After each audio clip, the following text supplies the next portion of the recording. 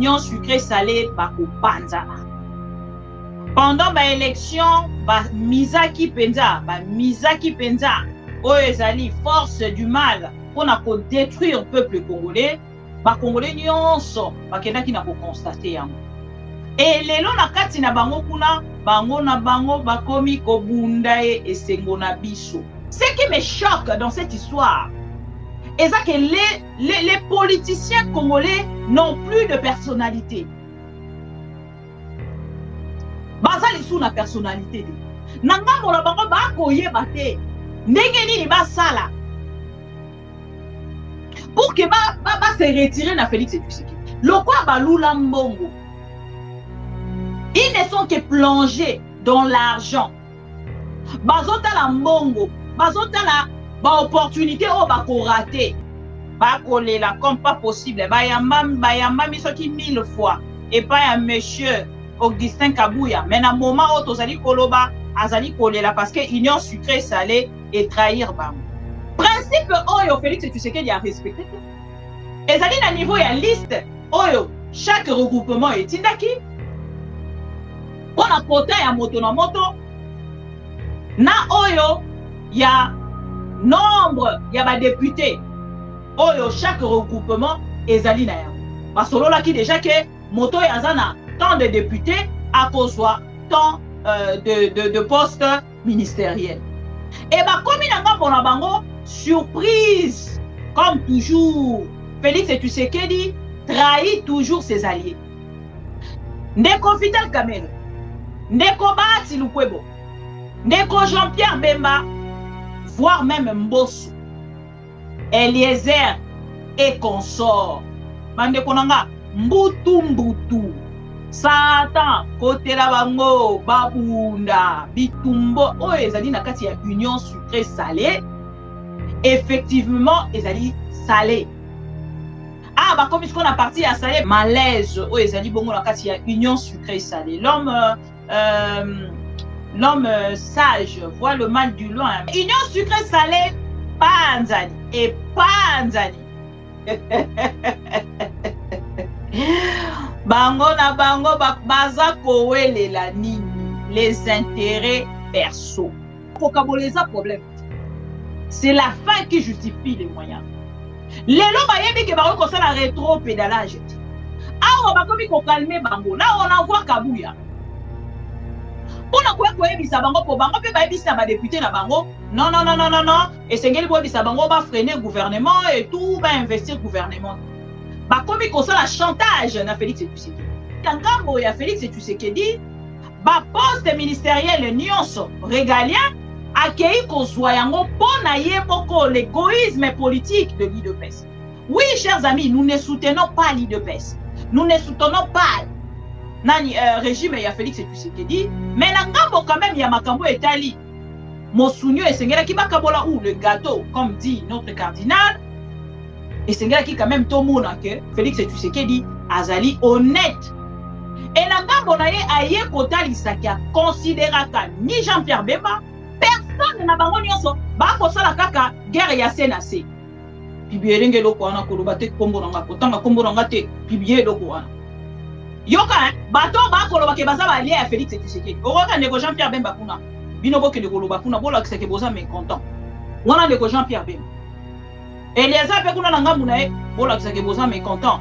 Botomboka ba député bo réagir ba koyamba biso bango bazakaka bongo. Mais ça on tout dit ba ngana lobite nga bozali faible.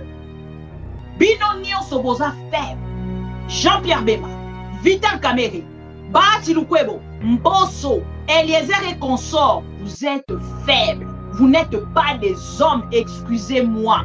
Contexte on azali kolobela ke bozali mibate ezali contexte oyo ya ke bozali ba allié et vous n'arrivez pas à vous révolter contre votre allié. Oh non, ba ko investir gouvernement te. Bazo réclamer nini? Bazo revendiquer ba pesa bango mbongo. Oh ba bengaka sous forme ya lunette pona ba kende ko investir gouvernement. C'est-à-dire mbongo moko edara bango po balata ba lunette ba kende na ko investir gouvernement. Bako revendiquer mbongo moko bazwaka na montant, il y a 5 000 $ à chacun pour investir au gouvernement. Je ne sais pas, je n'ai pas vraiment la précision à montant, mais c'est un montant. Si comme on a commis 50 000 $ à chacun, donc c'est-à-dire on est jeep na bango déjà avant pour investir au gouvernement. Donc un boko va bloquer, on va faire ezaka pour na ba intérêt na bango moko perso. Ça n'a rien à voir avec le peuple congolais. Donc motomo ta fa na ngambu na yalo ba kio no ba tona penza ba lingi ba faire chier Félix parce que Félix a ça makambu bien té parce que Félix a qui reconduire ba ministre rebelle. Non, ce n'est pas le cas. Ba ko luka ko sala yango pour leurs propres intérêts. Détrompez-vous. Ba députés nationaux ba lingi ba ça la chantage na Félix après ça bango ba 50 000 $, lokola ba zui et belé ba zui té. Ba pe ça bango ba 50 000 $. Et na ngambo sikoyo ya présidium bango sikoyo na ngambo na bango bazana pasi ya koyeba que Félix Tshisekedi n'a pas respecté la parole par rapport ya quota au bayo kanaki. Mais Félix Tshisekedi a sali yango non. C'est-à-dire on sala bango canaille. Et comme nos hommes politiques, personnalité na moralité bazana yango lisusu te, ils s'en fichent. Bazota la ba intérêt na bango et ils avancent. Ils avancent. Awa siko ndenga naza nazo luka pena o babengaka mobali. Mibali nde nazo luka.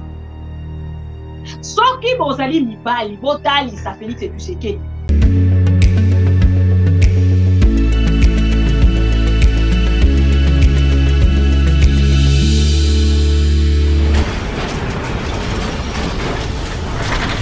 Ma mission TV, le miroir du monde.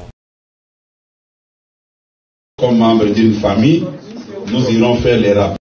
Et les chefs des regroupements politiques. Toute organisation sérieuse, l'Union sacrée de la nation recourt fréquemment à l'arbre à palabre pour traiter ces différends afin d'assurer l'unité de cette méga plateforme du président de la République. Ce vendredi 31 mai, cette approche a été respectée lors d'une réunion ayant mis ensemble le présidium et les chefs des regroupements politiques.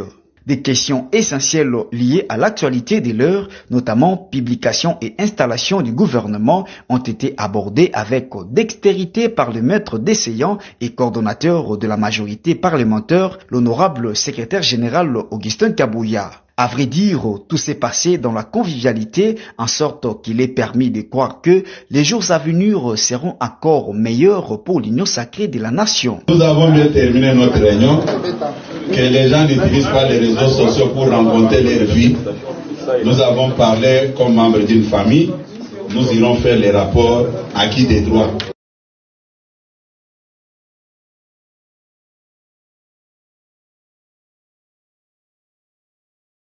Participation 0 sur 0 namonaka malheur donc naloba misère donc toza na vie miséricorde pasi nde ezoyela biso ezoye nde tokende na kufa donc namona mboka yango tokende na Sodome nde selonga nde nazomona tokende neti Sodome toloba te nzambe nde nakoyemba kutu nde naboye kuna na nzala kuna azobosana koloba.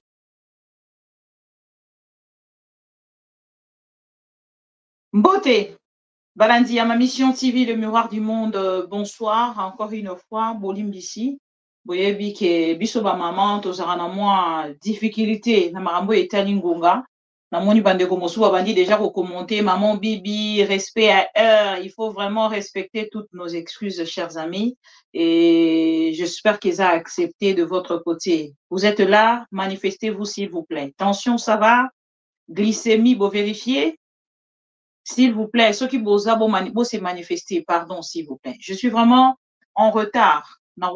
Comme d'habitude, parce que ça fait au moins 3-4 fois. Ils ont déjà Makambo Ebele, déjà, ils ont mis Kolo Ebele. Donc, je peux encore une fois, Kosenga Bino Kaka, excuse. Bisi Kanya Sobozwami, Yaya, Maman, Leki, et Bana, Onyo Sobalandarabiso à travers ma mission TV. Bande ko balandi ya ma mission TV tozongi lisusu pour que to solo la makambo etali bongo mboka oyo ezali bongo sujet mibale oyo ezali sensible beaucoup permettre nga pardon na betela bino yango na deuxième partie na kozonga bongo na likambo ya Christian Malanga et likambo ya nomination ya monsieur renomination il y a monsieur Intsunz, oyo azali AG, pardon, il y a ANER, oyo bauti ko renommé et pas plus tard que 2 jours. Donc, chers amis, beaucoup excusez nga, tout sur la deuxième partie, de sika na lingina simba likambo etali sécurité. Maintenant, oyo etali bongo, union sucré salé, de sika na kei, pour que na solo la yango tout de suite nabino malaise o ezali bongo na kati ya union sucré salé. L'homme sage voit le mal du loin, baloba bongo. Hein, l'homme intelligent, l'homme sage. Bo excusez-nga, bo edenga Corneille Bola. Babarani, l'homme sage, l'homme intelligent, l'homme sage. Hein, moto amaye la mona mabena mosika. Terme wana ba utilisera ezanini. Bon week-end à vous tous fidèles téléspectateurs de Am, Déco Serge Matondo, bonsoir. Mauricio Rachidi, bonsoir. Voilà.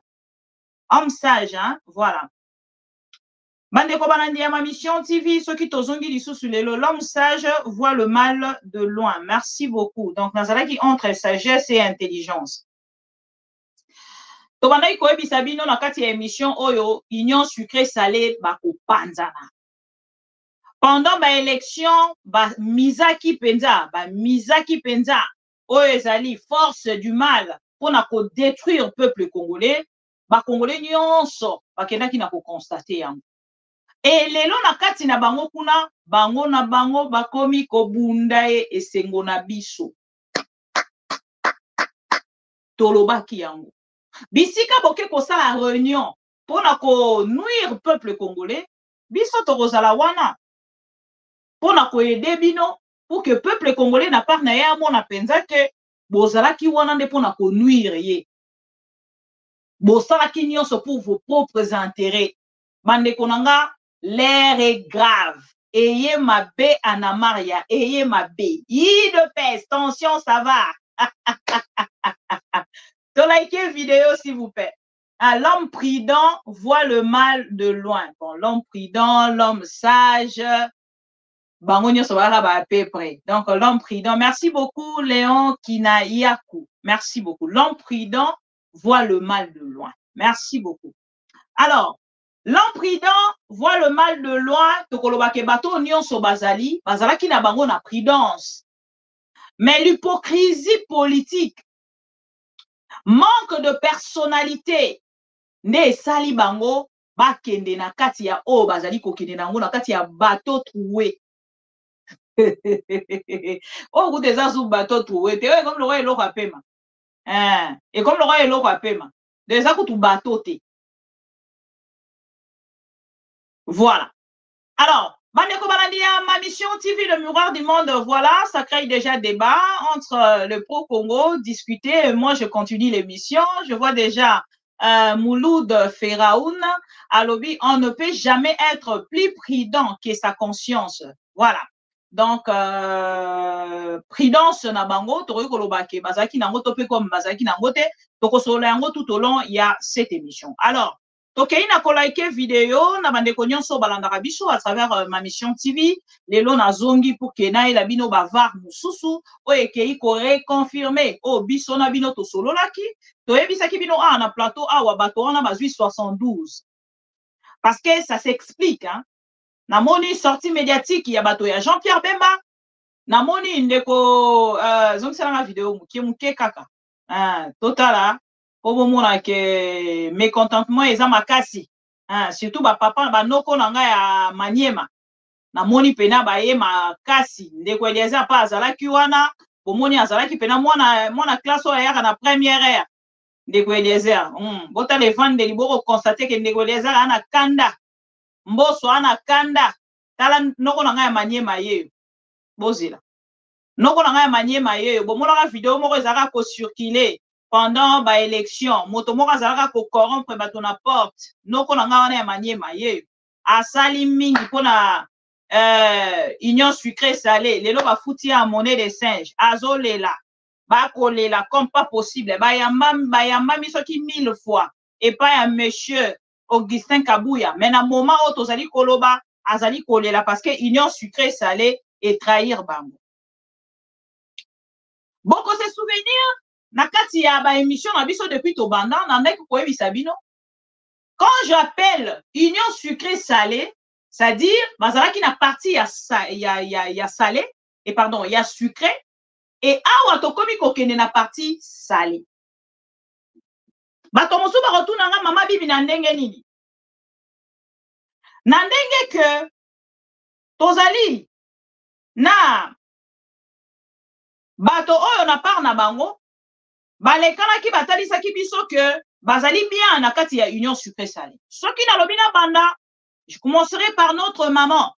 Oh, na yebisaka bino que azalaki penza modèle nanga na politique. Tango nazali komona ye ndenge akobunda et tout na katikati ya mibali penza azali kopesa nga posa. Vraiment, je me posais tant de questions. Maman Eve Bazaïba. Na moment où tozali koloba, soki tolobi tozongisa nzambe na mitema na biso au vrai sens ya mot. Totuna na bandeko nyonso bakolanda biso. Tokomi wapi na maman Eve Bazaïba, moto moko akozala na réponse à kopesa ngai te.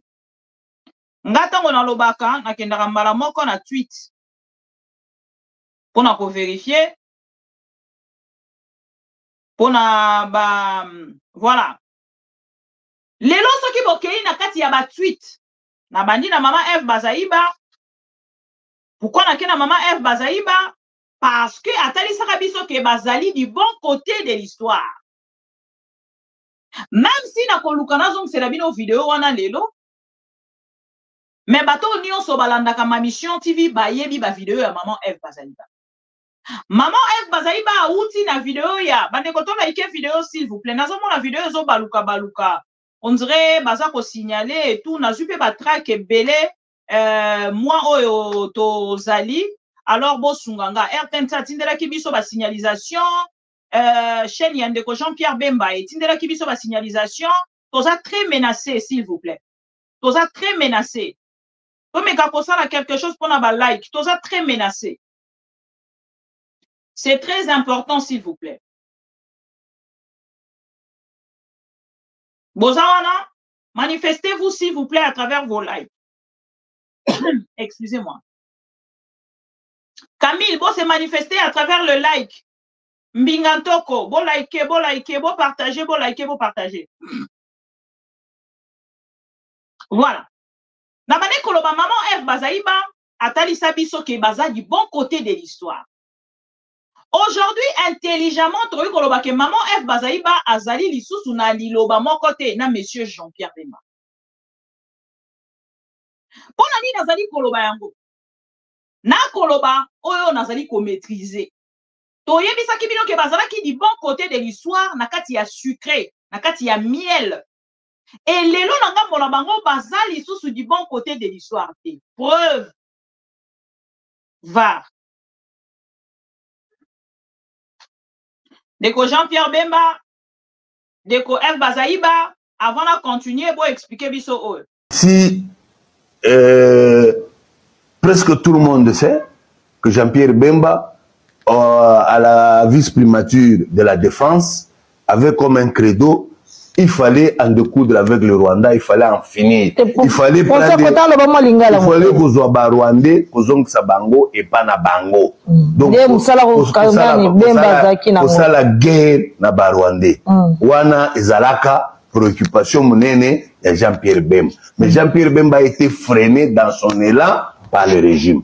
Jean-Pierre Bemba a été freiné, empêcher Jean-Pierre Bemba pour ça la guerre. Atika. Pour ça la guerre te, bisotolingi makambwa guerre te. Alors, pour éviter conflit permanent, discussion permanente, il y a Jean-Pierre dans le régime jusqu'à quand nous allons continuer à entretenir cette situation. Balongoli est la défense. Ça, c'est première raison. Deux raisons, Balongoli Jean-Pierre Bemba. Raison, Moussou Balonga, exacté. La preuve, aujourd'hui, la personne qui dirige pratiquement l'armée, c'est le conseiller militaire de Félix. Aujourd'hui, un officier militaire, s'il veut se déplacer, tout ça, qui donne l'autorisation de sortie? C'est pas Tchoué, c'est Toumba. Ça, c'est un. Deux. Trois. Nani, général Tumbawana. Yendaza na ndingisa ya ko permettre que drone, avion, nabiso, babenga o Sukhoi, et matawe, matate, kuna na est, eza général. Maman, ce sont des informations vérifiables sur le terrain. Tu peux vérifier, tu vas te rendre compte que je te dis la vérité pour te dire que ces gens-là n'ont pas l'intention de faire réellement la guerre. Donc, si tu suis de très près, tu verras que dans cette histoire de guerre, il y a à boire et à manger. Il y a l'apparence, l'impression qu'on veut donner aux Congolais, que nous voulons en découdre avec Kagame, nous voulons faire la guerre. Hein, il y a cette apparence-là. Il y a les réalités des faits sur le terrain qui démontrent que Jean-Pierre Bemba victime expiatoire, il y a régime à Félix Tshisekedi. Il y a régime. Les preuves sont nombreuses. Vous avez suivi, après le bombardement à camp à réfugiés, vous avez suivi l'intervention de Mouyaya, vous avez suivi l'intervention du porte-parole de l'armée. De porte-parole, nous sommes en train de faire des stratégies militaires qui, malheureusement, on ne peut pas divulguer. Depuis qu'ils avaient commencé à faire des stratégies militaires, après avoir tué les Congolais par l'armée rwandaise, par les États-Unis, on dit c'est le Rwanda qui a tué. Est-ce qu'il y a déjà eu réplique? Cette stratégie, on la prépare jusqu'au quand? De qui se moque-t-on?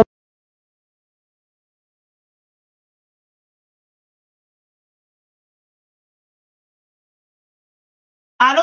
Bozawana? Bozoyoka? Voilà. Boyoki wana ezali moko ya membre. Ya Union Sucré Salé ya parti ya ndeko Jean-Pierre Bemba. Tobandaki na bino na maloba ya ndeko Eve Bazaïba. Maman Eve Bazaïba atalisi biso alobi baza du bon côté de l'histoire. Ndeko ya kotalisa biso alobi ndeko Jean-Pierre Bemba balongoli ye parce que ndeko Jean-Pierre Bemba azali kosala ombrage na Félix Tshisekedi na o etali traitement ya makambo ya est. Ba kopesa ba ordre bato ebele baza kopesa ba ordre. Tantôt général tout ce qui tumba, tantôt leki ya ndeko Félix Tshisekedi, tantôt maman Marthe, tantôt maman Denise, mobulu eza na kati. E na ngambo na bango bavandi bakoyeba te basala nini. Parce que nyonso bazali nango ya kosala eza kaka bitumba. Ndeko Jean-Pierre Bemba alingi babundisa, mais Félix Tshisekedi alingi babundisa te. Biso na bino tokotuna likambo ya este e kosala malolenge nini. Pona nini tokotikala na repli stratégique. Mais tokobunda te. Bato ya UNC ya MLC na ngambo na bango batalisi balobi non. Likambo eza kuna mama na likambo ezali Félix Tshisekedi l'ami de Rwandais alingi te tosala guerre na Rwanda.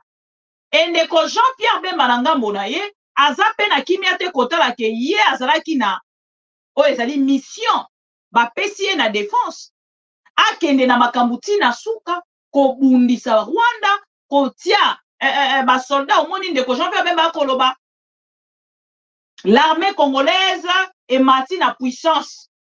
N'est qui est montée en puissance. Mais comment donc toute la question est montée en puissance, mais puissance n'a rien d'autre pour sentir rien.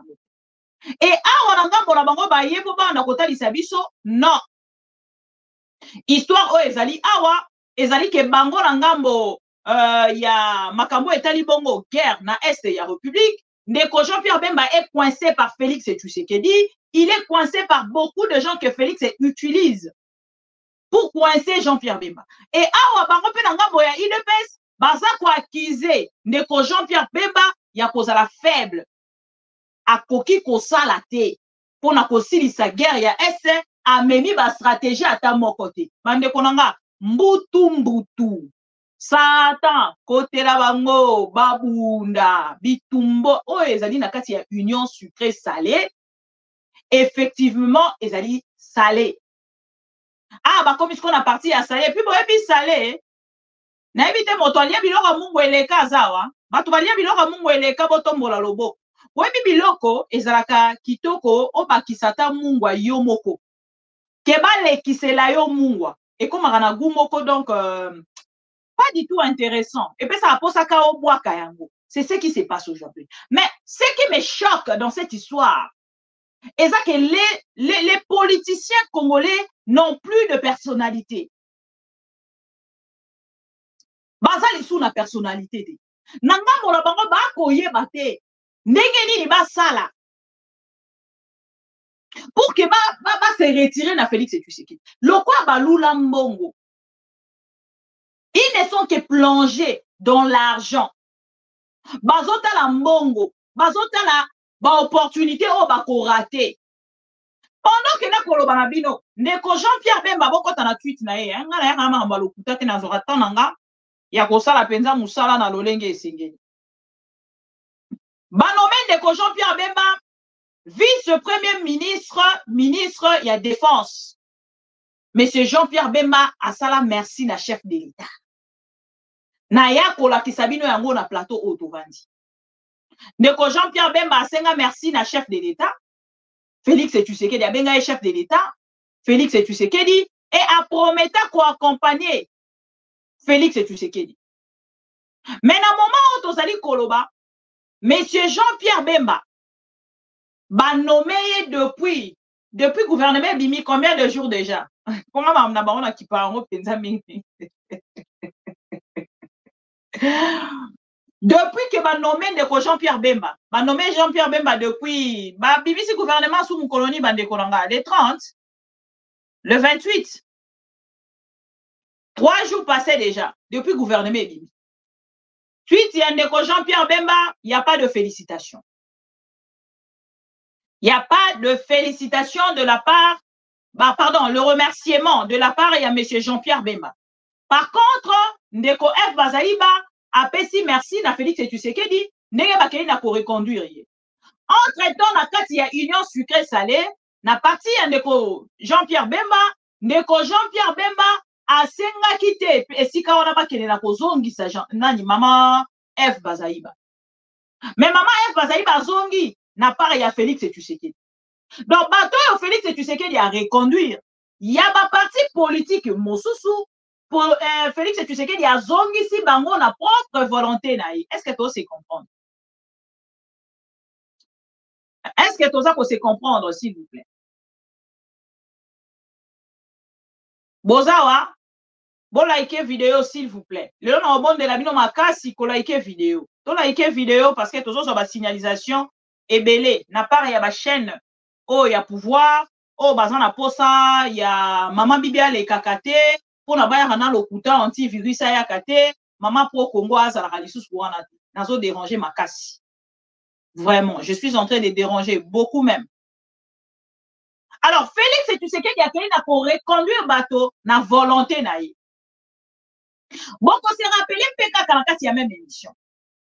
Na rotangela bino ba kombo ya bateau Félix Tshisekedi a reconduire et beaucoup mona.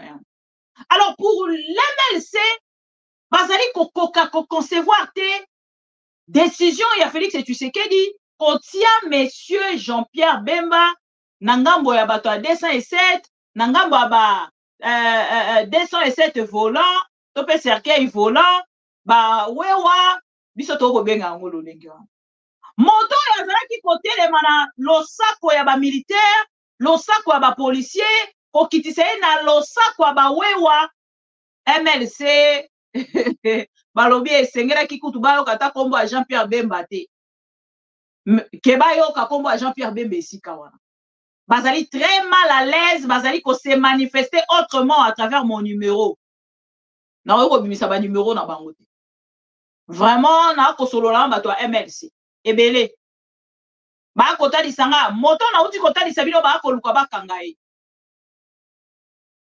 bakangaye le monsieur que vous venez de suivre ce monsieur là je ne sais pas sur Azara na Kinshasa to esa bimi na moment on a koloba na bino baza ko luka bakangaye ce monsieur là il est en danger na makambo kaka uti koloba aza en danger et soki botali réunion na uti kotali sabino ya union sucré salé bokoyoka maloba ya Augustin Kabuya sans respect sans considération Et lelo na kati ya réunion na bango. Basali réunion. Ezaki mokolo ya lobby, pardon.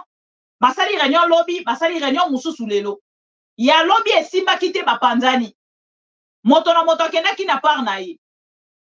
Et lelo bazongi lisusu bake kosangana. Et batalisi biso ke soi-disant bayokani. Botala siko na ngambo nanga.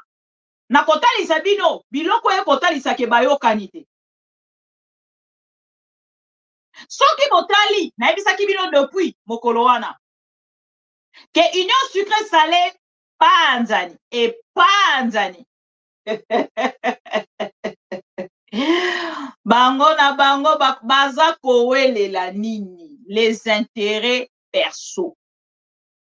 Soki toye koyebisa bino ke baza bloqué pour na ba intérêt na bango. Le tchakou de l'IDPS qui est Augustin Kabouya aye ko finga ba journaliste. Nga déjà na micha sous na liste ba journaliste wana te. Boko excusez nga autant mosuba kozela. Kabouya lobi bilobela na ya asilisi ba pesi bango moi $100 lokwa Kabouya repesa $100 moyen to loba ezate. Moi je ne suis pas sur cette liste. Déjà nga naza raye na liste wana. Et je n'ai jamais été sur cette liste. Kabouya lobi makambo na yo ya koloba. Tango total ici peuple congolais ke baza koyokana te. Baza kobunda pour la kocha liste bakonzi ya union sucré salé na Félix Tshisekedi le courant ne passe plus bien. Kabouya ayaki koloba na biso nini boyoka. Valide son élection. Et pendant cette période, il y a la période des requêtes, la période des contestataires. Il y a des gens qui disent que le président était mal élu, le président était bien élu, ainsi de suite. Pendant cette période, ce sont les jours qui passent. Quand nous quittons l'étape du président de la République, il y a l'étape des députés nationaux. L'étape des députés nationaux, au niveau de la Cour constitutionnelle, ils doivent aussi attendre la confirmation des listes définitives. Il y a l'étape de l'informateur.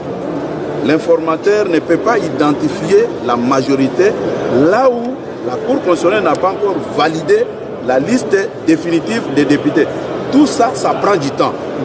Et vous allez comprendre que ça ne dépend pas ni du président de la République, ni du Premier ministre. Pour qu'on nomme le Premier ministre, on doit tenir compte de tous ces paramètres-là. Mais malheureusement, on veut faire croire à notre peuple que nous sommes dans un contexte normal. On va vous prendre des exemples du Sénégal, du Côte d'Ivoire, de certains pays qui n'ont rien à voir avec la réalité de notre constitution. Maintenant, quand la population pose des questions, pourquoi ça traîne? Puisqu'il y a certaines dispositions constitutionnelles qu'on ne peut pas violer. Comprenez un peu, le président de la République est le garant de la nation et du bon fonctionnement des institutions. Il est là pour protéger la Constitution. Mais au lieu de dire tout ce que je viens de dire ici à la population, vous ne le dites pas. Vous faites croire à la population que non, la situation est normale, ce sont les acteurs politiques qui traînent le pied pour ne pas mettre tout en place. C'est pourquoi j'ai dit, vous avez bien fait de me vous expliquer. Il a dit quoi? Vous, tel que vous êtes, comme vous faites partie de la presse, je me suis exprimé devant vous. C'est à vous maintenant de voir ce qu'on peut faire pour résoudre tous ces problèmes.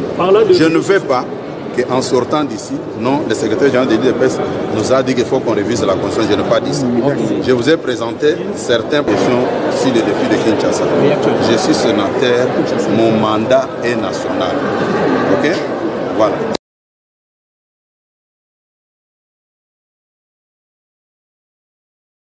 Voilà.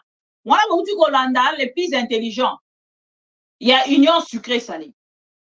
Monsieur Kabouya, le plus intelligent, il y a union sucrée salée. Alors, monsieur Kabouya, ayebi biso alobi na ngambu na ye, biso ba journaliste togendera koloba makambu na lolenge na biso. Tozaka tolali tolamuki, tokei tobandi koloba makambu o toyebi te. Ole to sunga peuple congolais. Biso toyebi si peuple congolais ke bango bazali koyokana te. Balobi na biso eza lokuta. Pona botala sikoyo, nakende na biso étape par étape. Nakati ya même plateau oyo, totali sakibino, Ngobila, aza choqué, parce que azali na 12 pardon, députés, azui ministre. Et c'est qui va kende, nangambo na bango, nakosala kota, lolenge ba solo laki, parce que pendant que M. Kabouya azalaki ko consulter, M. Lézard Ntambwe asala tweet, pour la rotalisa biso que bauti ko se mettre d'accord, ba solo lina, M. l'informateur, et awa ba se mettre d'accord, 10 ministres et 10 pardon députés, un poste ministériel. Et par rapport à l'olenge ba solo laki, nangambo na bango pe bavandi ba kozela, moto na moto oyo azali na 10 ministres na ye, 10 députés na ye pardon, a kozela mona nangambo na bango que ezali respecté. Parce que Félix Tshisekedi, soi-disant, le président de la République, et y a part na ye, a kene na ko respecter principe ya makambo ba solo laki. Regroupement ya ndeko. Monsieur ACP, il y a Ngobila, Bazana 12.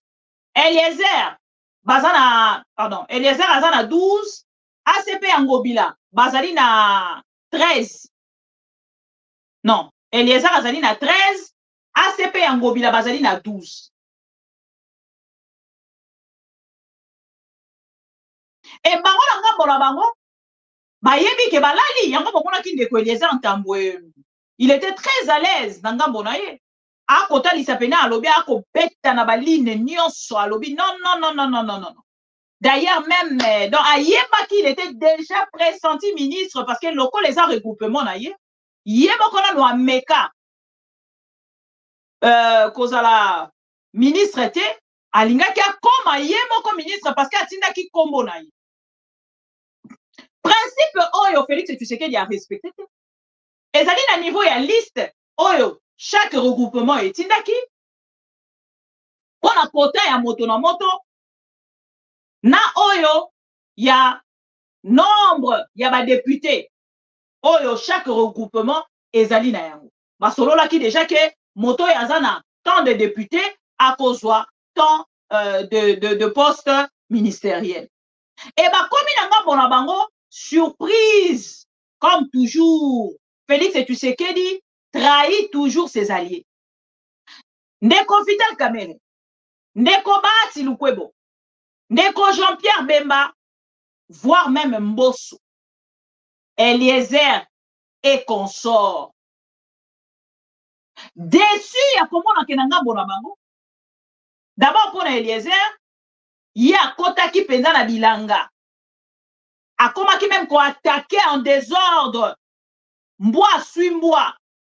Pour na yeba ki déjà ke na zana 12 na 13 nanga na rozomwa moko nanga nazo koma ministre kalamingi te na rosala masolo na ministre ngape nazo créer émission moko wana masolo na ministre masolo na ministre ngape na c'est vraiment je suis vraiment sur la ligne quoi ya lobby na mimona déjà. Tant sous lobby na comme ministre. Donc on a créé déjà ma solo na ministre. Lobby so que les entambo a créé ma solo na ministre. Ah, boy bi c'est one des émissions à Bibi Kapi. C'est pour rire. Hein? Na on créé ma solo là ba pro Congo. Voilà. Alors ndeko les entambo a kota ki na front à se déshabiller. Ndenge bo azoloba. Nous avons mouillé les maillots. Nous avons mouillé les maillots pour que Toko Messika Tokomi. Et Félix, tu sais que déjà ko analyser ngolo lenge wanate. Azana considération wanate pour na bango. Pour na ye a côté la ke na kabela ki bango ba député et ba koki ko ya ko sala nga chantage te. Yango moni na ngambo ya Félix tu sais que dit ba poste ministériel nyonso régalien accueilli kozwa yango pona ye moko l'égoïsme politique de l'IDPS. Oui, chers amis, nous ne soutenons pas l'IDPS. Nous ne soutenons pas nani régime ya Félix Tshisekedi, mais na ngambo quand même ya makambo etali. Mosunio et Sengela qui bakabola ou le gâteau, comme dit notre cardinal, et Sengela qui quand même tout le monde que Félix Tshisekedi azali honnête. Et Nagambo na ye aye kota lisaki a considéraka ni Jean-Pierre Bemba, mais ceux qui t'ont vu déjà, Tobani non pardon na Eliezer, a considéré te poye moko ayebi Eliezer ndenge nini akomi wana, ayebi Eliezer ndenge nini azu ba député, ayebi lolenge nini basala ki pona koyiba pouvoir ya peuple congolais, et puis koyiba na lakisaki bino vidéo ya ndeko na biso Jean-Marc Kabound, monsieur Jean-Marc Kabound atalisi biso ke basolo la déjà bandaka. Basolo la déjà bandaka la likambo akoyiba pendant que opposition zaki kolala. Bango kuna bazaki da ko solo la likambo ndenge ni bakoyiba ba député et ndenge ni bakoyiba pouvoir pour la garder yango pour longtemps si Jésus akoya ndenge ndeko Jean-Marc Kabunda alobaka azongi si moto sima aloti soit disant papa Etienne Tshisekedi aye bisi alobi non bon ko sala makambo ndenge wana te azongi ayebisa Félix Tshisekedi le quoi Félix Tshisekedi azora ndoto ya papa Etienne Tshisekedi te ye moto zaki ko mebele ba ndoto papa Etienne Tshisekedi aye koyebisa ye te na loti papa Etienne Tshisekedi alobi to sala Félix ebo tient na prison abandi ko dénoncer bango makambo mbongo ye il faut akufa na prison tant que nga naza président Jean-Marc Kabunda ko bimara mboka te akufa na prison et Jean-Marc Kabunda kenda prison te mokolo ya lelo et makambo Jean-Marc Kabunda alobaki lelo bino moko bomoni bazu plus de 399 députés bakaboli yango entre bango tolobaki na bango ko kaboleza problème. C'est la fin qui justifie les moyens. Lelo bayebi ke bako ko sala rétro pédalage ti. Awa bakomi ko calmer bango. Là on envoie Kabuya. Pona ko yebisa bango po bango pe bayebisa ba député na bango. Non. Et sengeli bo yebisa bango ba freiner gouvernement et tout ba investir gouvernement. Bakomi ko sala chantage na Félix Tshisekedi. Moto aliboso sali chantage parce qu'on parle de les entambwe na la kisaki bino vidéo boyoka yango lisusu bien. Peut-être boyoka ki bien te. Retenez bien ce qu'Eliezer Ntambo a lobby. Et na koye la bino deuxième vidéo. Yemoko na kati ya vidéo a lobby oyo basali ye babeti 12. Mais biso ma mission TV to koye bisayo ndeko Eliezer. Zibu la meso. Babeti 12 te babeti 80 72. Obi 72. Voilà 72. Babeti 72. Babeti 12 te. 12 ezamuki. Yemoko ke ko reconnaître à travers une mission. Oh na uti comme la vidéo na kati ya WhatsApp a ko reconnaître qui a zui 72 pardon 12 mais biso to ko baki c'est les 3 au 72 bon la vidéo oh bien bokoyoka n oyo elezera moto a traitera bato mosusu na ba ene mais attitude na ye ya kolobela na kati ya vidéo oyo jusqu'à dire des choses autant mosusu boko analyser te mais des choses graves. Boyoka bien vidéo, s'il vous plaît. Méritons dans la mesure où, oui, on peut se sentir lésé et touché, dans la mesure où on a mouillé les maillots, tout ça qui coquine mandate, ce qu'il faut retenir. Nous méritons ça parce que Toya qui n'a pas élu, nous avons 4 à 13 députés, on n'a rien reçu. ACER, c'est un parti qui n'a pas fonctionné avec les moyens de quelqu'un, nous nous sommes débrouillés nous-mêmes, on a eu les 7 députés que nous avons, et puis le chef n'a pas pu tenir compte de ça. Qu'est-ce que je fais? On doit forcer la main du chef? On ne force pas la main. Mais ce que nous voulons, que le peuple se retrouve dans ce qu'ils font. Et là, nous, en tant que parlementaires, du moins que le bureau de l'Assemblée nous bloque, nous allons faire notre travail en tant que parlementaires sans complaisance. Et bien voilà. Et ce que nous voulons aussi, que l'équipe, il y a oiseau rare, l'équipe qui gagne, que le chef de l'État a mis en place, puisse gagner en réalité auprès du peuple, parce que tout en principe, il y a le peuple d'abord. Tokende na lomba mpenda place ya nini wana kombo na yo ndeko tamba yembe lonze mu Golizer est-ce que Jean-Pierre Kayemba lobi kombo na ngai monanité na buku ya sujet yango penda yango wana neto lingi to tuna na publication ya gouvernement na mokuse pardon de Golizer est-ce que yo moko tu ovandi ko expliquer biso comment ça peut arriver que na regroupement na nous avez 13 députés et gouvernement bimi bozui ata ministère moko te yo moko tango vandi ko expliquer biso ndenge. Bon, d'abord je commence par Bolobine de comment quoi yembelinga ndeko papi tamba ayembe le pain de Jean-Pierre Kayembe kombo nanga et monanité na buku ya bomoy. Oui. Et ça c'est l'essence, il y a un leader. Au monde de Goan Otangi, il y a Zamwana Poto. Au monde d'abord taille naïe. Ceux qui ont zungai na koko takati naïe, ceux qui 5 fois. Et combien ceux qui 10 fois. Sur le plan il y a taille. Sur le plan il y a français qui toque. Na koko tepa naïe ceux qui 20 fois.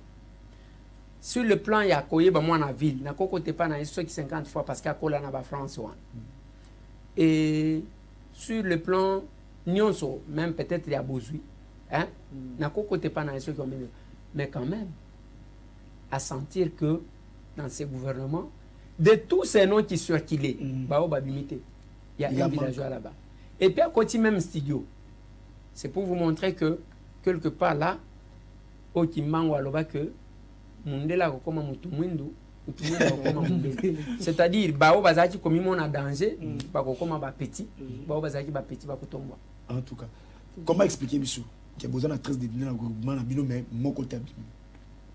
Bon, ça c'est la volonté de celui qui a nommé, qui a estimé que qu'on a battu répondre. Il l'a fait. On ne peut pas l'en vouloir de toutes les façons. Yende Ayebi correspondre.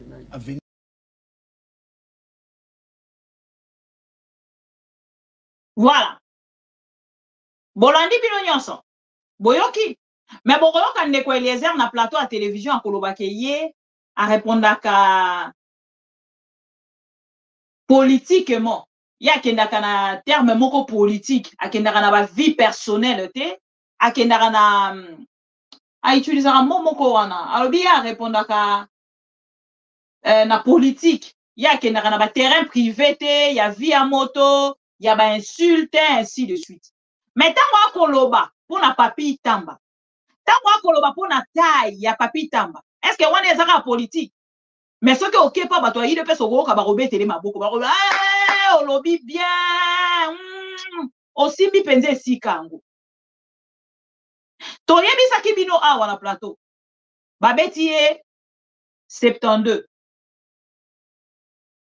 mais ye moko na ngambo na ye alobaki te le chef de l'État a fait son choix toana tokoki ko forcer chef de l'État parce que oh ngala koyebisa bino o bino boyoki te yango na koloba na ba jaleloliste tango bolobaka tango mosu bo maîtriser makambo ya koloba te tango na babeti Eliezer 12 kombo na ye yokani te bato oh mama bibi ye moko ye koloba azwi 12 ye moko alobi Félix Tshisekedi asali choix na ye choix oyo ye akoki koya ko contredire te donc omona ke bakola ki sa faiblesse na bango vis-à-vis ya Félix Tshisekedi.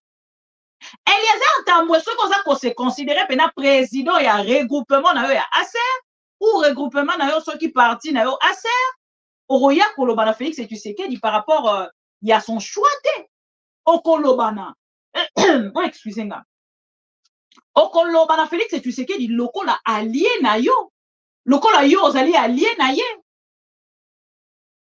lokola partenaire politique okoya kolobana Félix Tshisekedi, le président de la République a fait son choix. Ah ben non, ça ne se passe pas comme ça.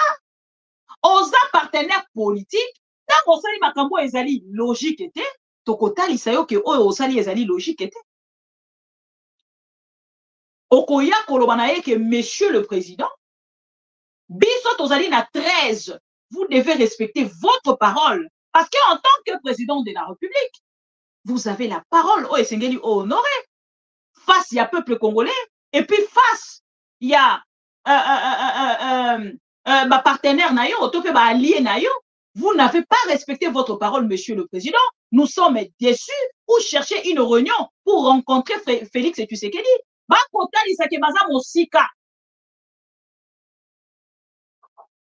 ba kotali sake ba mosika ya Félix Tshisekedi Bana poité pembeni ya Félix Tshisekedi et c'est là où même ezali ko accuser ki akabela ki bango ba député personne na bango nyonso ba ko sala kaka guerre ya CNC pibierenge loko wana koloba te kombo nanga kotanga kombo nanga te pibier loko wana Yoka, hein, bato ba koloba ke baza ba lié à Félix Tshisekedi. Oroka ndeko Jean-Pierre Bemba kuna. Bino boke ndeko loba kuna bola kiseke boza mécontent. Wana ndeko Jean-Pierre Bemba. Eliezer pe kuna nanga muna e bola kiseke boza mécontent. Botomboka, ba député, bo réagir, ba koyamba biso, bango bazakaka bongo. Mais ça tout dit ba ngana lobite. Nga bozali faible. Bino nyonso boza faible. Jean-Pierre Bemba, Vital Kamerhe, Bahati Lukwebo, Mbosso, Eliezer et consorts, vous êtes faibles. Vous n'êtes pas des hommes, excusez-moi. Contexte, on a dit que ke bozali mibalte, et ça dit contexte, oh, ya ke bozali ba allié, et vous n'arrivez pas à vous révolter contre votre allié. Bolongolango na contexte, na contexte, on a kolobela te. Soki bozali mibali, bola qui s'appelle Félix Tshisekedi ke bozali ba allié na ye. Et monsieur Eliezer Tambwe, à travers cette vidéo, a posé la menace. Boyoka. Que nous voulons que le peuple se retrouve dans ce qu'ils font.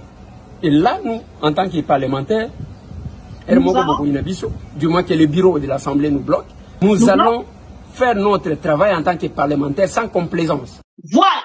Parole au Mala Kolinga, on a retenu rien. À moins que tout le français, mon côté n'a de quoi des entendre.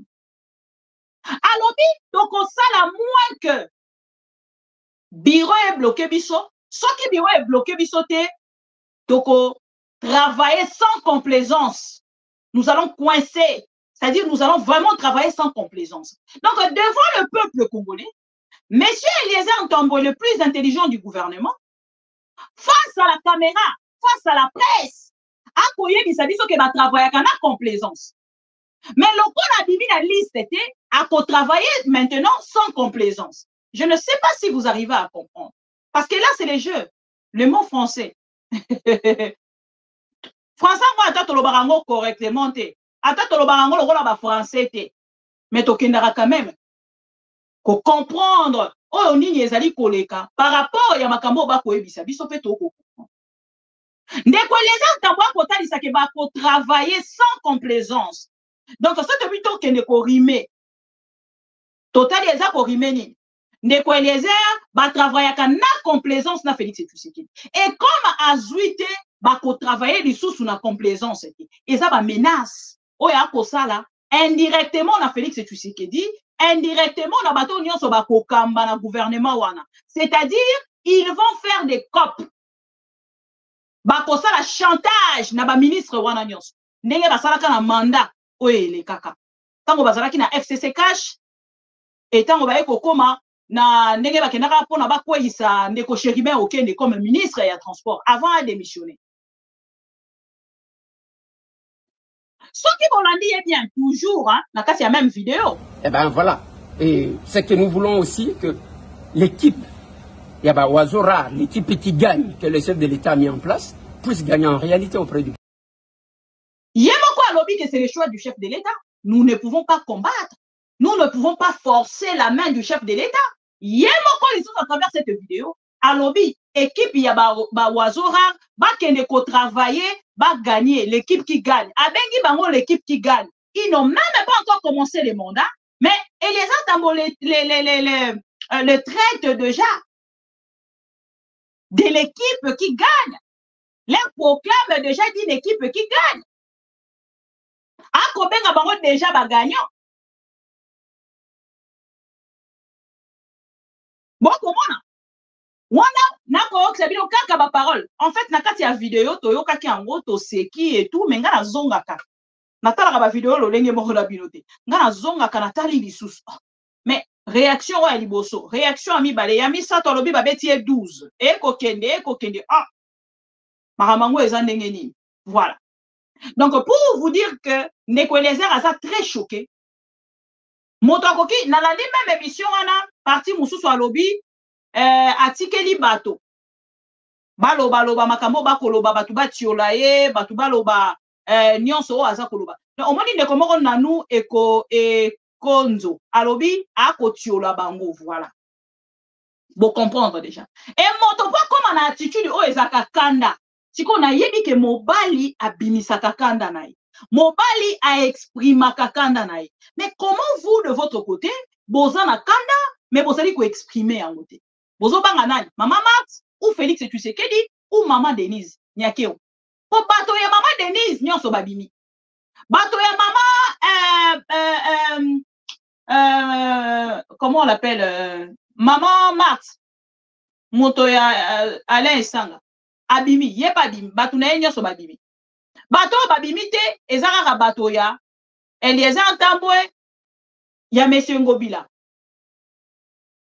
voilà et soki tokei sikoyo wana touti na ndeko na biso Eliezer Tambwe bomoni ke aza na kanda makambo nyonso zaki koloba c'est juste des rigolades donc de rigolo to koloba monde ngwana e ko dépendre na moto ndenge kolinga employé ndeko na biso Eliezer azo koseka moto akwei na vélo akolinga seka mais azo luka mezo kosimba te koseka ngo eza kosimba te azo bunda penza seka mezo kosimba te wana ndeko Eliezer Ntambwe wana moto aliboso tokei na moto amibale tozwi ndeko Jean-Pierre Bemba ndeko Jean-Pierre Bemba na uti kotalisa bino video ya moto ya Jean-Pierre Bemba akotalisa problème nini oyo bazwi na ngambo na bango pour que ndeko Jean-Pierre Bemba azwa souci oyo azwi balongola ye na ministère wana bamema ye na ministère et ndeko Jean-Pierre Bemba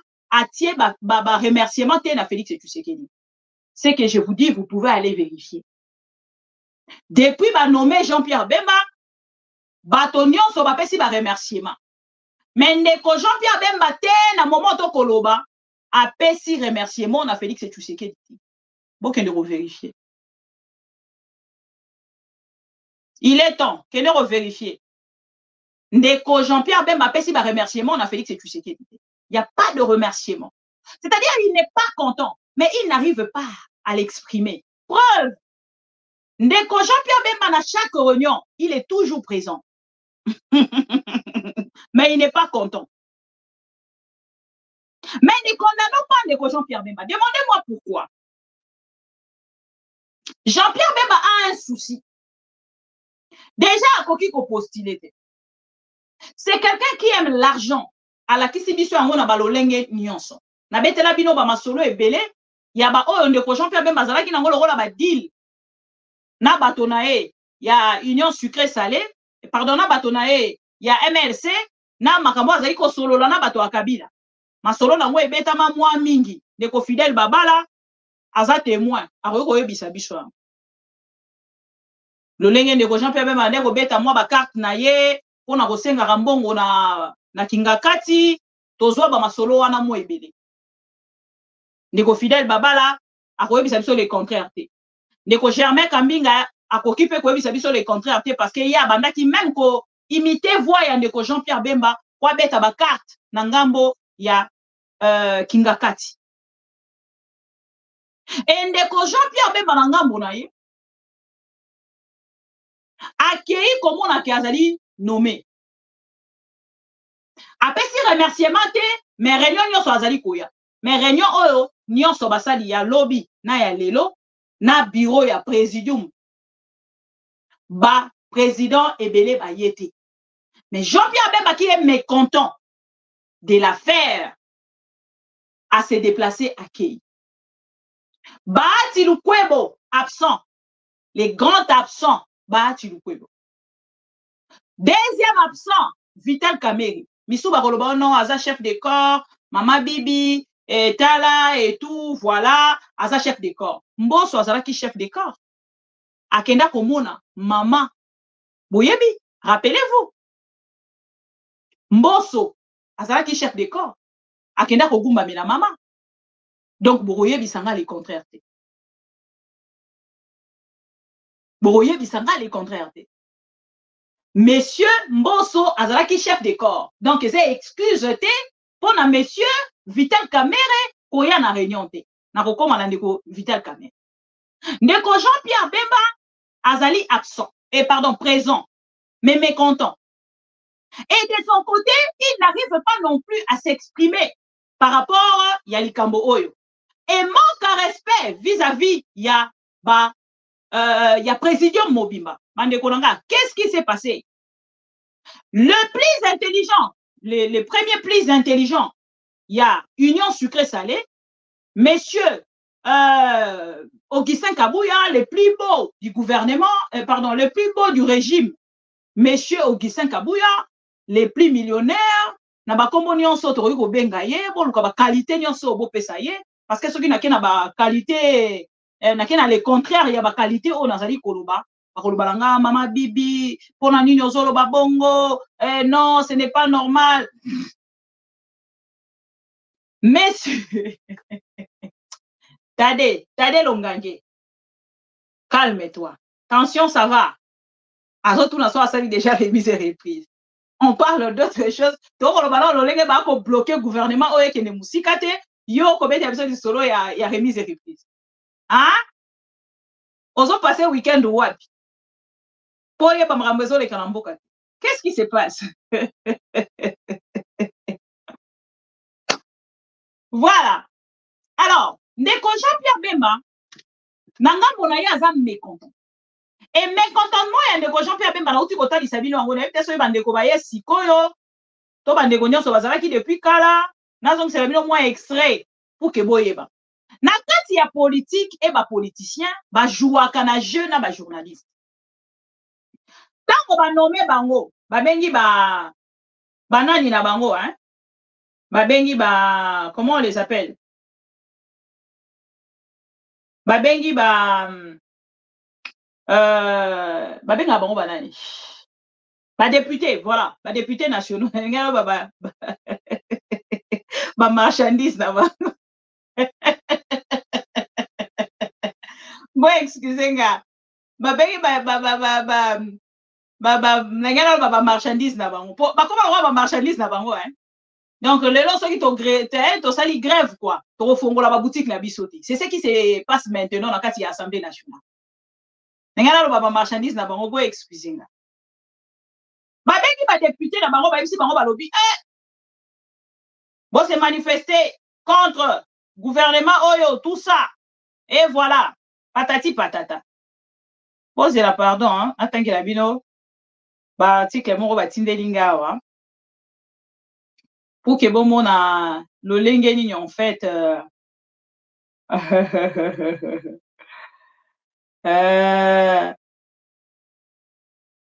voilà. Vous excusez-moi. Voilà.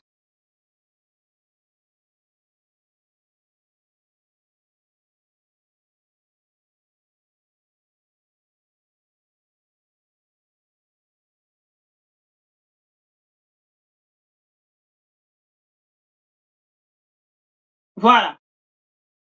Ah, on va mettre Jean-Pierre Bemba.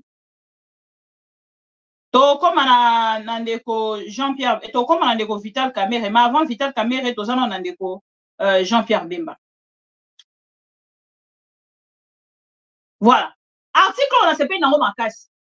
Bon kandeko à lobby. Semblable d'unité à l'union sacrée, forte menace de la non-investiture du gouvernement. La majorité de chefs des regroupements réclament la correction de l'ordonnance nommant le nouveau gouvernement. Augustin Kabouya a été chargé de transmettre ces messages au président Tshisekedi. Au besoin, associer le présidium dans la démarche. La plus grande contestation provient des alliés de l'UDPS, qui estiment avoir été roulés. Ndenge de quoi lobby na source na yo azwa ki information.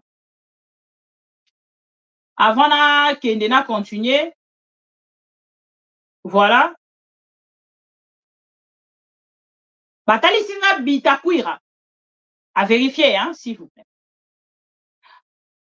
Sortie médiatique soi-disant, entre guillemets, à Bitakwira, le gouvernement des pétochards qu'on a publié en divagation ne fera aucune réforme pour l'intérêt de la population. C'est un mélange des microbes. Voilà la réaction. Voilà, tout ça pour avancer. na ba article oyo ba tindelinga. Voilà. Naza quoi avancer, excusez-moi, pardon. Ça. Voilà. Oh là là, oh là là, oh là là, oh là là, oh là là. Voilà. Gros malaise au sein du regroupement de Ngobila. Si officiellement aucun député n'a quitté la CPA, tout ont presque le cœur ailleurs. Voilà, tout ont presque le cœur ailleurs. La majorité d'entre nous, 6, ne voient pas les choses de la même manière que l'autorité morale. Dit un 9 députés, dit de 9 députés provinciaux de M. Ngobila. D'ailleurs, des députés nationaux ne participent plus aux réunions du parti et n'ont même pas participé à son 2e anniversaire. C'est déjà un danger pour Ngobila. Ces élus reprochent à Gentini Ngobila les mauvais choix stratégiques, les clientélisme, le manque d'organisation et l'absence d'une vision claire. Selon Ndeko Moroya, parti à monsieur Ngobila. To avancé, Nangambo Mosusu, monsieur Kolo RTG, Kombo Ezokima. Pius Mwabilu, Yepé de même. Donc, basé belé, ceux qui n'ont bien tangué la bino liste liste Zamoulaï. Et Nangambo Abato a de pes. Bango de Nangambo la bango ba kota isake, Vital Kamerhe Sengeli, même pas à gérer una nakati ya Assemblée nationale. Donc ça chauffe nakati ya Union sucré salé. Chaque jour na pour recevoir ba article ko ya paka ya bateau bango moronne na uti ko ebisa bino. Ce qu'ils font chaque jour, ce qu'ils font en fait les députés, les politiciens, pour ne pas parler seulement des députés. Ba député ba politiciens congolais aza mécontent. Maoko ka pour s'exprimer, maintenant ils utilisent des journalistes. Basali article moko na batindeli journaliste va publier. Oh non, ba ko investir gouvernement te. Bazo réclamer nini? Bazo revendiquer ba pesa bango mbongo. Oh ba bengaka sous forme ya lunette pour na ba kende ko investir gouvernement. C'est-à-dire mbongo moko edara bango po balata ba lunette ba kende na ko investir gouvernement. Ba ko revendiquer mbongo moko bazwaka na montant il y a $5,000 à chacun pour investir au gouvernement. Je ne sais pas, je n'ai pas vraiment la précision à montant, mais bah c'est un montant. Si comme ça, on a commis $50,000 à chacun. Donc c'est-à-dire bah on est jeep na bango déjà avant bah qu'il n'ako pour investir au gouvernement. Donc un boko ka va bloquer, on va faire ezaka ka pour na ba intérêt na bango moko perso. Ça n'a rien à voir avec le peuple congolais. Donc, motomo tafana nanga munaya lo bakio no batona penza balingi ba faire chier Félix parce que Félix a ça makambu biente parce que Félix a ko reconduire ba ministre belé. Non, ce n'est pas le cas. Ba ko luka ko sala yango pour leurs propres intérêts. Détrompez-vous. Ba députés nationaux balingi ba ça la chantage na Félix après ça bango ba $50,000 loko la bazui et belé bazui te. Ba pesa bango ba $50,000. Et na ngambo sikoyo ya présidium bango sikoyo na ngambo na bango bazana pasi ya koyeba que Félix Tshisekedi n'a pas respecté la parole par rapport ya quota o ba yokanaki. Et na ngambo na lokola Félix Tshisekedi n'a pas pu respecter ba ko luka sikoyo ndenge nini ba kene ko se mettre d'accord. Ba ko ebisa bino comme Augustin Kabuya aime toujours le dire et makele les alités et loko ezana yango te mais ndeko nanga po mona moto na kati ya parti sérieux. Lokola ndeko Jean-Pierre Bemba a ça la sortie médiatique ya lolenge oyo. Presque tout le monde sait que Jean-Pierre Bemba à la vice-primature de la défense avait comme un credo, il fallait en découdre avec le Rwanda, il fallait en finir. Il fallait prendre kozwa ba Rwandais, kozongisa bango et pas na bango. Donc la guerre na ba Rwandais. Wana ezalaka préoccupation monene de Jean-Pierre Bemba. Mais Jean-Pierre Bemba a été freiné dans son élan par le régime. Jean-Pierre Bemba a été freiné. Empêcher Jean-Pierre Bemba pour ça la guerre atika pour ça la guerre te biso tolingi makambo guerre te. Alors pour éviter conflit permanent, discussion permanente, il y a Jean-Pierre dans le régime pour jusqu'à quand nous allons continuer à entretenir cette situation. Balongoli est la défense. Ça, c'est première raison. Deux raisons, Balongoli Jean-Pierre Bemba. Raison, Moussou Malonga, exacté. La preuve, aujourd'hui, la personne qui dirige pratiquement l'armée, c'est le conseiller militaire de Félix. Aujourd'hui, un officier militaire, s'il veut se déplacer, tout ça, qui donne l'autorisation de sortie? C'est pas Choué, c'est tout. Ça c'est un. Deux. Trois. Nani général Tumbawan. Yendazana Ndingisa ya ko permettre que drone avion nabiso babenga o Sukhoi et matawe matate kuna na est eza général. Maman, ce sont des informations vérifiables sur le terrain. Tu peux vérifier, tu vas te rendre compte que je te dis la vérité pour te dire que ces gens-là n'ont pas l'intention de faire réellement la guerre. Donc, si tu suis de très près, tu verras que dans cette histoire de guerre, il y a à boire et à manger. Il y a l'apparence, l'impression qu'on veut donner aux Congolais, que nous voulons en découdre avec Kagame, nous voulons faire la guerre. Hein, il y a cette apparence-là. Il y a les réalités de fait sur le terrain qui démontrent que Jean-Pierre Bemba victime expiatoire, il y a régime à Félix. Il y a régime. Les preuves sont nombreuses.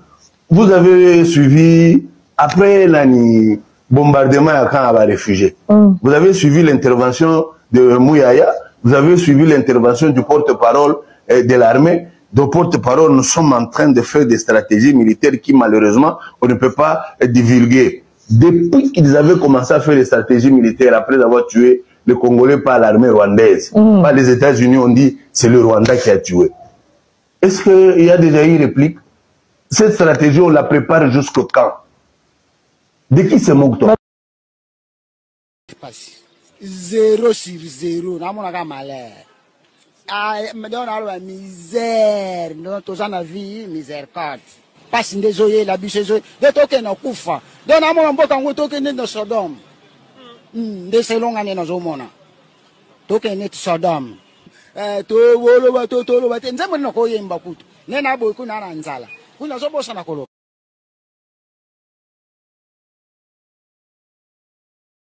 Voilà.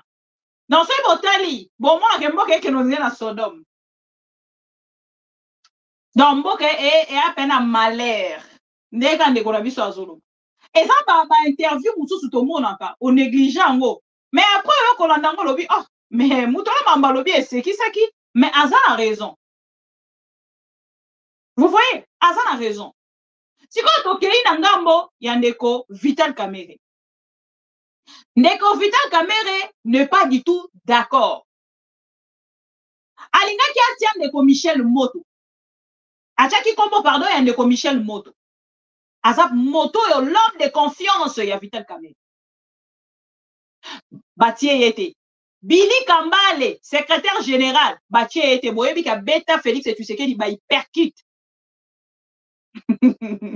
Maman Sylvie Bopenyabi, toza derrière la Sodome. Oui. Moke kende quand Ndeko la biso alo. Et Ndeko Vital Kamere apesi kombo ya Ndeko Michel Moto, apesi kombo ya Ndeko secrétaire kombo nani. Ah, la. Michel Moto na secrétaire général Billy Kambale. Batie yete. Sans que na budget. Monsieur Vital Kamere a dit comment mon sous pour ayer que budget ça. Comment il ne baisse? poste nyonso ministériel ministère régalien wana Félix Tshisekedi a récupéré yango mais bato mosusu o bazalaki na ye namoni na ngambo ya ndeko Jean-Pierre Bemba par défense tomoni déjà azongisi ministère ya environnement na madame F Bazaïba. Par contre ezalaki kombo o ndeko Jean-Pierre Bemba atindaki te selon nos sources ezalaki kombo o ndeko Jean-Pierre Bemba atindaki te mais Félix Tshisekedi asali yango nango c'est-à-dire on sala bango canaille et comme nos hommes politiques personnalité na moralité baza na yango lisusu te ils s'en fichent bazotala ba intérêt na bango et ils avancent awa siko ndenge naza nazoluka pena oyo babengaka mibali nde nazoluka soki bozali mibali botalisa Félix Tshisekedi na ntango nakoyebisa bino ke baarticle eza ebele oyo ezokoyela biso article moko na biso baoutilize bajournaliste petit nanga bwaki eloko oyo yebisa bango toza mécontent nakotanga kombo ya journaliste ete je suis désolé mais nakotangela bino plusieurs responsables de regroupement politique au sein de l'Union sacrée bout de le gouvernement Swaminois et exige une correction de ce qu'il qualifie d'injustice par rapport au poids politique. Bisanga. Yo siko soki yo ozo ko reconnaître qu'on a un poids politique. Oza allié et un allié qui n'arrive pas à parler à son partenaire. IDPS. Attention, ça va? Union sucré salé. Glycémie, c'est bon? Je suis allié à Félix Tshisekedi, mais je n'arrive pas à lui dire de vérité. Je suis qui? Répondez. Sambole, Soba, un allié qui passe par des journalistes pour parler à son partenaire politique. Un allié soi-disant à un poids politique, mais qui n'arrive pas à affronter son partenaire. Combo na bon répondre. Sambole, Zoba, un allié qui est déjà président de l'Assemblée nationale, mais qui n'arrive pas à affronter son partenaire ou allié. Combo na Voilà, c'est un peu ça le problème. L'acheter quotidiennement par rapport à amour d'argent. Oh, bazali na yango. Et vis-à-vis na yango, bako yebate lo lenge nini. Bako affronter Félix Tshisekedi pour lui dire de vérité en face. Wana ndeko Eliezer, ndeko Bahati Lukwebo même. Bazui, batie bakombo ya bato mosusu. Na ba poste ministériel oyo ye sengela ki azwa. Na portefeuille bake kotia kombo a moto oyo. Ye atindi te. Mais Félix Tshisekedi a créé mutu na ye na relation na bango moko personnel atie. Comment makamande ngone ko ikusalima. Tomona ba liste kozonga na tango ya XCC cash. Oh non, botinda 3 non. Batinda ki 3 non. Na 3 non wana Félix Tshisekedi a sepela ki na bakombo na te azongisi bango le ba kele ko changer. Botinda de non. Batindi de non. Oh bakombo wana te botinda mususu. Et lelo balobaki lobby FCC za ko bloquer. Lelo na ngambo na bino ndeko nanga balobaka tant ezalaka meilleur à lieu. Il y a vérité. C'est le temps qui détermine tout. Et c'est la fin qui justifie le moyen. Nalinga ba français mingi. Comment me pele baloba na kati soko yo kengo lobi oh là là. Oui. Et maman Marthe, batindelinga dossier ya maman Marthe to ko si sa bongo te bandeko nanga boze. Avant to kende na deuxième partie.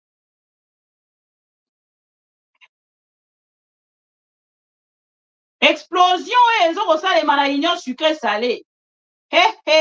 Biso toyebaki yango bolobaki tro na esika yango bati bino pembeni boloba lisusu papa bafinga Docteur Mukwege na yebisi bino likambo wana eswaka ngai euta na ndeko Jean-Pierre Bemba kotala lolenge Félix Tshisekedi tango azalaki na opposition akolinga kotalisa bato nyonso ke makambo bango basinyaka na tango papa Etienne Tshisekedi nyonso ezalaki malamu tango bakokopere na Kabila makambo nyonso Félix Tshisekedi bazaki kosala ezalaka kaka malamu po bango nde basalaki yango mais soki ezali bamisusu wana nde bobebisi nyonso.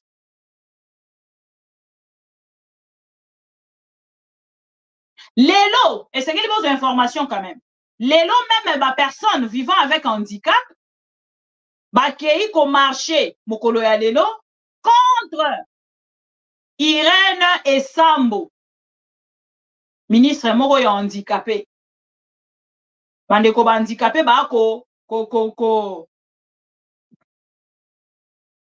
telemela Félix Tshisekedi na ndenge akei ko reconduire pour la 3e fois. Est-ce qu'il faut reconduire par rapport à compassion parce qu'elle a dit handicapée? Je suis une mère d'une fille handicapée, mais cela n'empêche que tout bon bama na simana yango pona to banda ko consommer. Maman wana ba kota lisababi c'est la seule handicapée où elle a retrouvé mieux sa vie. La seule handicapée où elle a retrouvé mieux sa vie na République démocratique du Congo Mobimba. Boyebi ke tozalaki pe na moto moko ya mbongo mingi oyo ezalaki ndeko Martin Ekanda mais ya azalaki na gouvernement te abunda na akota na gouvernement babandaki kokotisa ye te mais mama wana balobi ya azwi penza esika alors bandeko bandikape lelo bablokaki nzela ya kokende aéroport embouteillage ezalaki makasi mokolo ya lelo na République démocratique du Congo bango balobi nzela eza te. C'était grave la journée d'aujourd'hui. Et voilà un peu ce qui se passe. Nakati ya bandeko ya Union sucrée salée. Bazana problème. Il y a partage. Et à un moment où tozali ko koloba, toyebi ke Félix Tshisekedi a kozonga simate. Ça déjà ayebi ke ko humilier ye. Par rapport nango déjà ayebi ke ko humilier ye parce que sengeli nangambo na bango lokola bayokani te bako jouer siko na mbongo na trésor public. Bon, soki bino boboyi to traiter siko na ba député, ils vont corrompre tous vos députés bako sala bino ka bino bosaki lo baba nyonso to sala kana se futa makana se makambo bosala ki FCC lobby. Yango Félix Tshisekedi a utiliser même pratique wana pour akosala yango na ba député ou actuel. Akopesa bango mbongo, loko baza ko exiger ba jeep na bango avant musala banda, akopesa bango ba $50,000, moto ya outi na salaire ya $200, $300 abunda ki a corrompre akeibo asali bo et tout ça et tout azalaki jalelo liste a commis député, ba pesi $50,000 akotala na simata la baati. Akotala na simata la Bemba, akotala na simata la Eliezer, akotala na simata, akotala déjà Eliezer mwasi na bana bazana poto, Bemba zana mapango, ngana zana nini. C'est ça la politique congolaise. Et voilà pourquoi aujourd'hui même, quand on reproche le népotisme, donc on reproche un mot oui, mais c'est que cause il y a népotisme lelo et ça vagabondage politique. Les politiciens congolais n'ont pas comme penser à pesa na kati ya famille na ye pour ata mona na ye a trahir ye ayebi ke kozonga kaka na kati ya famille keke ne kopesa na moto ye azwa kilibanda. Méritocratie eza lisusu te. Pourquoi? Parce que bato wana na ngambo na bango bakei kosala trahison moi mingi. Et voilà ce qui se passe en vrai. Donc, awa Félix Tshisekedi est perdu. Akoye bate nini asala. Yango bomoni même na likambo etali sécurité, renseignement ya ANER. Donc renseignement national, ya ANER, oto bengaka ANER, bakei reconduire, pardon, renommer, renommer, nano esalama te depuis Congo ezala Congo. Neko Isunz, Félix Tshisekedi a nommé na début, Puka Longola, Kalev, Moutom, bae kozongisa, ya komaki ambassadeur na Brazzaville. Akene kolongola Christophe, son nom m'échappe. Azalaka na Kabila. Je pense qu'il y a un pro-Congo à Oko Rapelinga. Lusadisu, na moment de Koloba, non, il y a la deuxième partie pour qu'il ait expliqué bino problème, il y a Lusadisu et monsieur Christian Malanga et monsieur Jean-Jacques Ondo. D'être dans la deuxième. Voilà, Muzungu. Patrick Selemani, merci beaucoup. Christophe Muzungu. Akene kolongola Christophe Muzungu. Et to koloba bazongi si na poste na. Asalika à quelques jours. Bazongi si na poste na. Oyo, bachaka Hervé Mbelou, Félix a changé 4 personnes. Tiens, qui côté radiologue? Loussadis. IDPS. Tension, ça va là-bas? Glycémie. C'est bon, très bien vérifié. À tout à l'heure. Donc, bref, bande kolanga, union sucré salé, eza na risque ya kopanzana mabe makasi. Et ma seule grande question ezali, est-ce que bako kende na opposition ou bako rejoindre Nanga? Eza ba question autour-retour. Mes réponses ezali. Est-ce que Nanga ko accepter bango ou opposition et ko accepter bango? Opposition on a bakosala yango sikoyo ou bakosala yango après Keba constaté que Félix Tshisekedi a commis tant mosusu faible na niveau moko boyende bakoya pour Keba se joindre na bateau bako parce que so bakutani na vide. Ben quand je vous disais que Félix Tshisekedi était seul, bon bande kondime na ngate malembe de balobaka biso toyaka na escalier tac tac tac tac tac tac IDPS yibi nyonso les yeux à sincère. Waouh, 73%. Peuple congolais a talibino kab. Et les lots n'anga mon ami beaucoup côté la suko Sony. Est-ce que ma journaliste est bazar hein? Bon c'est manifesté bon like vidéo. Ah ouais va te belé va tinega ba vidéo mama bibi to saleli au mixage. Ya kombo nanga ozangisa ki ba photo mususu na congolais na spécialité pardon. Mama bibi ozangisa ki ba mususu na vidéo nga na saleli au mixed. Na mixele o ba photo et tout.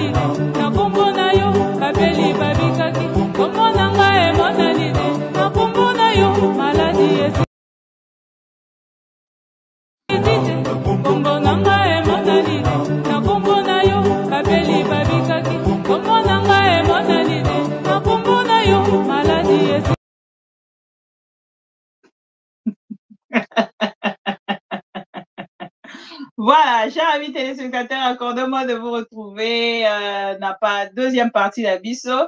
Et bon week-end, na bande konyo soba kokinde ba fête. Et bonne soirée, na bande konyo soba musuba ko kende misala. Bon boulot na bino. Et voilà. On se retrouve dans la deuxième partie de Biso Poto Parlele, partie Yamakambo et Talibongo Sécurité. À tout à l'heure.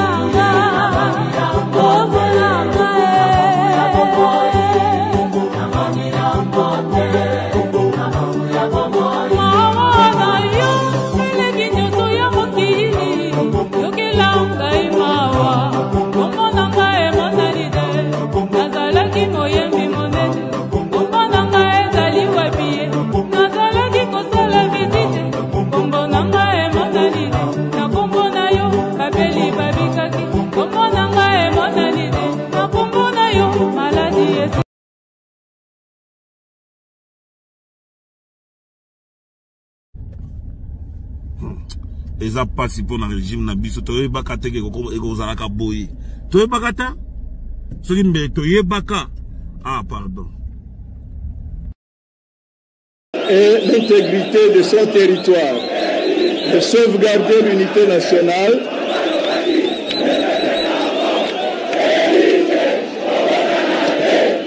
de ne me laisser guider que par l'intérêt général et le respect des droits de la personne humaine, de consacrer toutes mes forces à la promotion du bien commun et de la paix, de remplir loyalement et en fidèle serviteur du peuple les hautes fonctions qui me sont confiées. Lui en donne acte.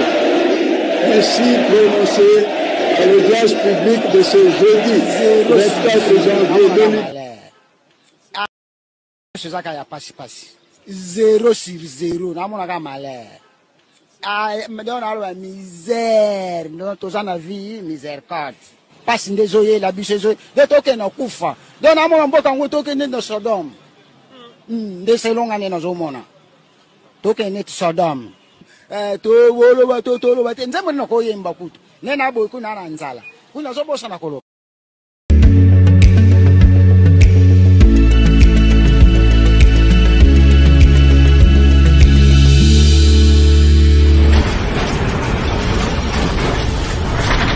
Ma mission TV, le miroir du monde.